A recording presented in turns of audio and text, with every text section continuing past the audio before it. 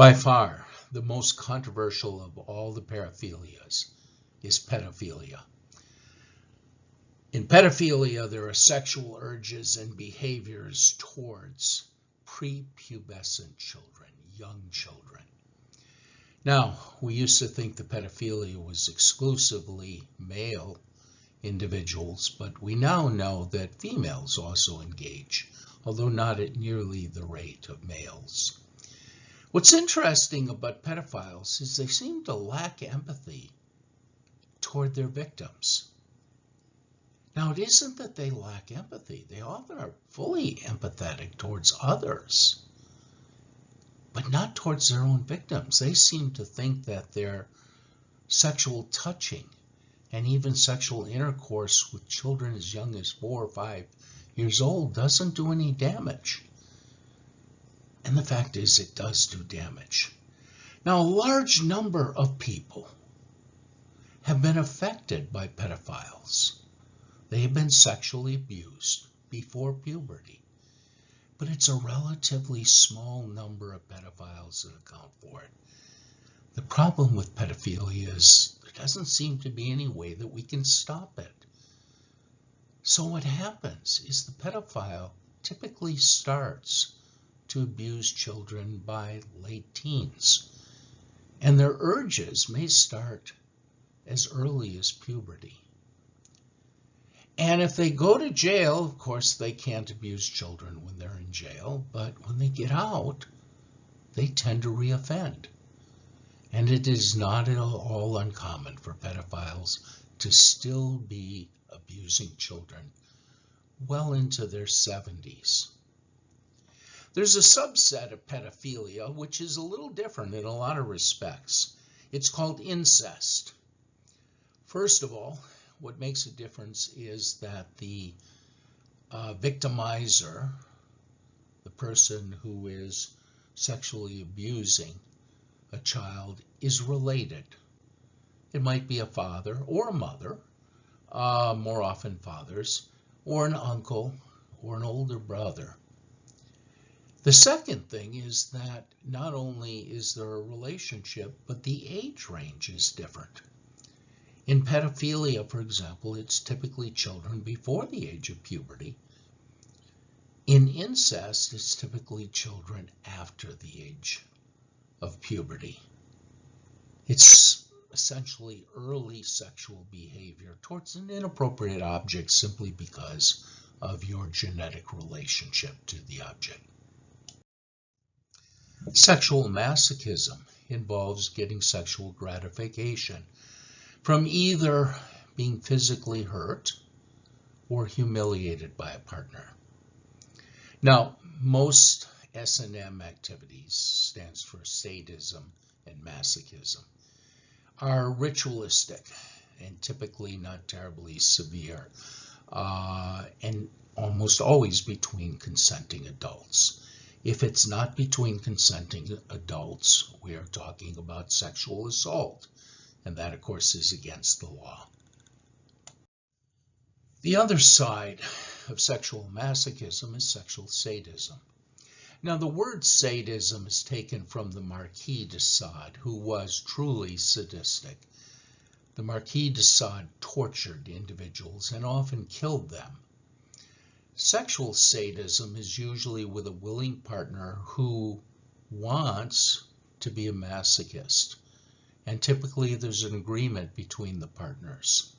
So the sexual sadist provides the pain or the humiliation that the masochist wants. Now, you might be surprised. You would think that the sexual sadist is the one in charge. But people engaged in S&M activity will readily tell you that it's the masochist who decides how far they will go. And if the sadist goes too far, typically the masochist will break off the relationship. Now, masochists and sadists don't always play the same role. Many are willing and able to switch roles, although they may have a preferred role. The idea of sadism and masochism is actually a fairly common sexual fantasy, as Kinsey discovered back in the 40s when he started doing research on this. And if you have any doubt that there's a market for it, simply go on the internet and take a look at sites that sell equipment and clothing for people who prefer sexual sadism and masochism. In many states, it's illegal to have sexual contact for money. That's called prostitution. But it is legal to have the kind of contact with someone who provides sadism or masochism for a fee. Now, that's just the most common of the paraphilias. There are, in fact, dozens, even hundreds of various paraphilias. Here are just a sample of some of them. Some of them may surprise you, others may simply shock you, others may simply disgust you.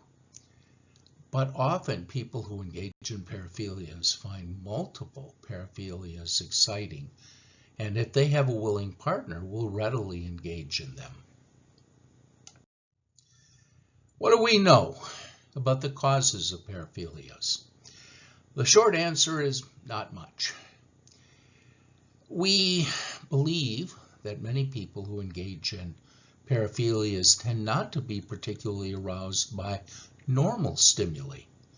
So they may not be aroused by seeing an attractive partner, but find themselves aroused by some of the thoughts or feelings or actions associated with paraphilias.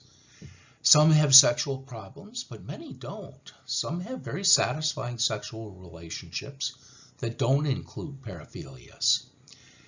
Some have social deficits, sometimes severe enough that it's very hard for them to have sexual partners. Frankly, in our culture, you have to be able to court an individual to be able to have the kind of relationship that allows you to have access to sexual favors from someone. It's a mutual thing. If you don't have those social skills, you can be isolated from that. Occasionally we see early experiences that shape some of these, but in most cases there is no such history. So it isn't so much that an early experience changed someone. Some of these people have high sex drives, but there are lots of other people who have high sex drives who don't engage in paraphilias at all. Some of these people are impulsive, but not all of them. Many of them are very disciplined in many areas of their life, even though they may be impulsive in terms of some of their sexual activities. All of the paraphilias, however, excite the individual and often lead to masturbation and to orgasm. And orgasm is sort of the ultimate positive reinforcement. Orgasm feels wonderful, so when it's paired with anything, what's going to happen is classical conditioning. Whatever it was paired with will be a source of stimulation, something that excites people in the future and becomes a more likely source for sexual gratification.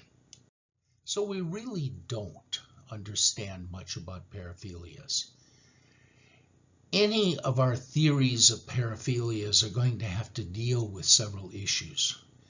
For example, although paraphilias occur in both men and women, they occur at a much higher rate in men than in women. So our theories would have to explain why they're so much more common in men than women. Since most people with paraphilias actually engage in, or at least are excited by, a variety of paraphilias, we need to explain why that would happen. Freud, for example, offered what he called a courtship model of paraphilias, looking at three paraphilias: voyeurism, exhibitionism, and frauderism. He argued that if you were engaged in these behaviors, and often you do see people engaged in all of them, that they are a primitive, almost childlike way of courting another individual. Now, you and I would think, okay, I'm not going to win the heart of a sexual partner by dropping my pants and showing them my genitalia. We would understand that's grossly inappropriate, and the person would probably not respond positively to that. But when we are engaged in a relationship that becomes sexual, we do expose ourselves, and we do enjoy viewing our partner naked. Those are voyeuristic and exhibitionistic behaviors, but they are with willing partners. And we touch one another sexually, frotteurism, but with a willing partner. Okay, I'm not arguing that that particular model is correct. There's not a lot of data to support it. But it's a good example of trying to integrate the idea that paraphilias tend to be comorbid. They tend to go together. So there's likely some common reason for people engaging in several different paraphilias. Now, the psychodynamic perspective, which was the first perspective interested in this, argued that paraphilias represent a safer way to engage in sexual behavior. Think about it. Dating someone requires you to open your heart, and they may reject you. And that's a scary, painful thing to have happen. So if you're afraid of being rejected sexually, a paraphilia may be a safer way to engage in the sexual drive that we all experience without worrying about being put down or rejected by someone else. The behavioral perspective looks at the fact that typically these behaviors are associated with masturbation. And masturbation leads to orgasm, which is a tremendous positive reinforcer. And so that once you get even the slightest interest in paraphilia, what will happen in time is that you will strengthen that paraphilia through repeated masturbation. Now, we do know some things about paraphilias. They're all very difficult to treat. And they're largely difficult to treat because they're typically egosyntonic. The person's not uncomfortable with the paraphilia, although they may be terrified that other people will learn about their paraphilias. So in many cases, with transvestic fetishism, for example, the guy may love wearing women's underwear, may see nothing wrong in it, but would be horrified to be caught wearing women's underwear at work, for example. Our culture has an interesting view of paraphilias. In general, if your paraphilia is private or only with consenting adults, we by and large look the other way. We have a sort of live and let live attitude. I mentioned earlier S&M activity, if it's between consenting adults and even if it involves the exchange of money, provided there are no sexual services, is legal in most states. But if it involves non-consenting adults, or worse, non-consenting children, we take a very different view. If you expose yourself, you're going to get arrested. Now, you're probably going to get arrested for indecent exposure. And in most cases, what the person says is, well, I had to go to the bathroom and I couldn't find any place, so I was sort of desperate. When you've got 4 or 5 or 10 of those on your record, the police know exactly what that is. If you are peeking into people's windows, you are going to get arrested. That's voyeurism. Now, you're typically not arrested for voyeurism because it's hard to prove you were peeping in the windows unless, well, someone watched you do it for a long period of time. More likely, you're going to be arrested for trespassing, because typically the windows are in the backyard of homes. But if you engage in pedophilia, if you sexually abuse children and you get caught, they will do a perp walk so that the whole world knows that you're a pedophile. And your trial will usually be very public. And so people will know about it.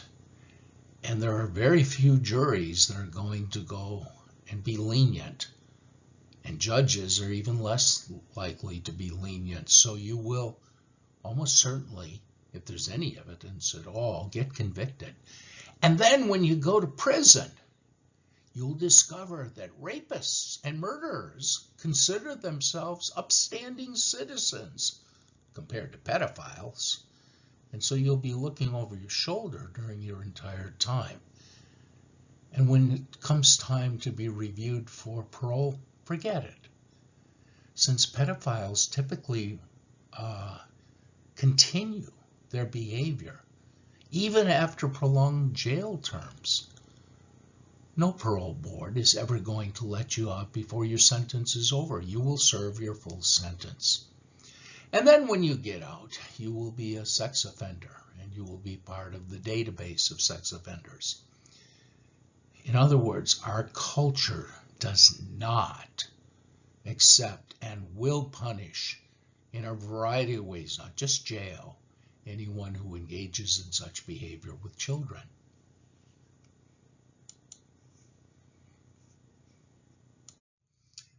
I mentioned that treatment is rarely successful, but let me tell you what treatments have been tried. One treatment based on conditioning is called aversive therapy. What you do is you pair an aversive stimulus with the stimulus that is currently creating sexual arousal. So, for example, if a person is excited by women's underwear, what you would do is pair pictures of women's underwear with an electric shock, typically to the ankle. The reason for doing it on the ankle is that it's as far away from the heart as you can be, and therefore you're taking almost all of the risk out of the situation. The problem is, as soon as you take the electrode off from your ankle, you're not going to get shocked anymore. And people know that, and so this tends not to be terribly effective. A more effective psychological approach is called assisted covert sensitization. Instead of using electric shock, you use something that's real and will not go away. And that's the threat of getting caught. Because that is real. And it'll always be there. You don't have to have an electrode on your ankle to provide the shock. So you pair those. So if the person is, say, excited by children and wants to have sexual relationships with prepubescent children, you have them think about that and then think about what would happen to their life. What would happen to their family? What would happen to their reputation if they were ever caught? And hopefully that will be enough of a disincentive for them to avoid doing that behavior. Now, biologically, the drive for most sexual behavior is the hormone testosterone. There are drugs that will block testosterone. Now, testosterone is called an androgen, and so anti-androgen therapy will reduce the testosterone and therefore some of the sexual drive. You can do that temporarily with drugs that are antagonists that block the effect, or you can do it permanently with chemical castration, where you destroy the gonads that produce the testosterone in males. Now again, we're talking about males here, but males are more likely to be offenders. Who would want chemical castration? Someone who's in prison for child sexual abuse. They're pedophiles, and they want to be able to get out on parole. Volunteering for chemical castration might be a way of telling the parole board, I really want to not do this anymore.